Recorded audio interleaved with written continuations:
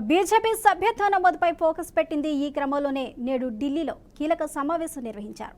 BJP జాతీయ chief JP Nadda అధ్యక్షతన ప్రారంభమైన ఈ భేటీకి పార్టీ జాతీయ పదాధికారులు, రాష్ట్రాల ఇన్ఛార్జీలు, అన్ని రాష్ట్రాల అధ్యక్షులు, ప్రధాన కార్యదర్శులు హాజరయ్యారు.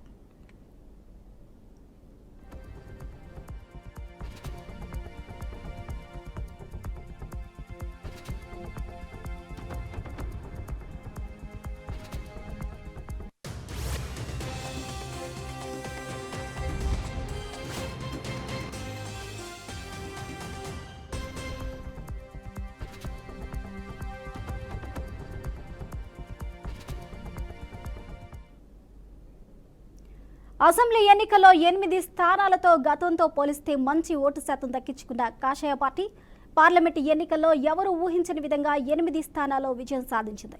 దీంతో రాష్ట్రానికి 2 కేంద్ర మంత్రుల పదవులు దక్కాయి.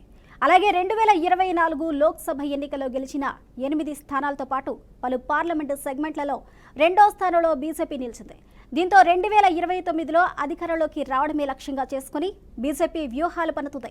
ఇందులో భాగంగా రాష్ట్రంలో 50 లక్షల సభ్యత్వాలను నమోదు చేయాలని టార్గెట్గా పెట్టుకుంది.